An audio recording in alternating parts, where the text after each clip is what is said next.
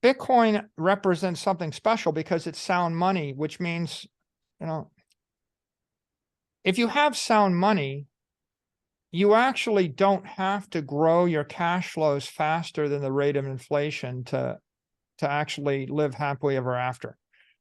For example, that doctor that's making $200,000 a year, if they sweep their excess savings into Bitcoin, and Bitcoin has been going up 40% a year, but let's say over time it goes up about 14% a year versus the 7% of the inflation rate and 7% of the S&P index.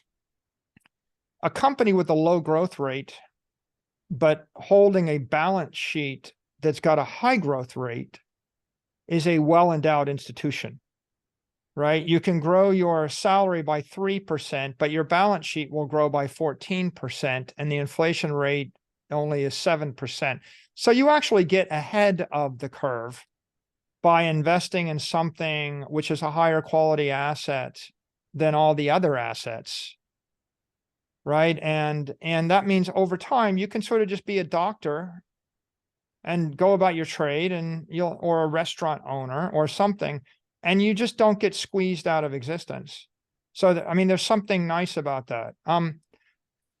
We've normalized some pernicious ideas in our civilization. One idea I pointed out is like, your grandchildren will lose the family farm and they'll be poor because they can't afford to pay the property tax on the farm.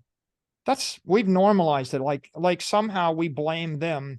Like they should be, like, why? Because they're just who they are, right? That's one. It's kind of normalization of theft of property from future generations, just because.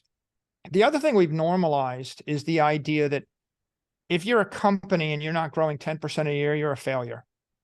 Or if you work at a job as a nurse or a baker or a doctor and your salary or your revenues don't go up by 10% a year or more, you're a failure.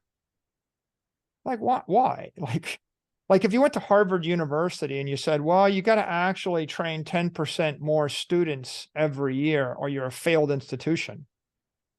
If you went to to a woman with 3 kids and say, if you don't have 3 kids next year, 6 kids the year thereafter, 12 kids the year thereafter, and keep doubling the number of people in your family, you're a failure, right? It's like, that's silly. Why do we have this insane quest for exponentially more output? We're basically just working everybody to death.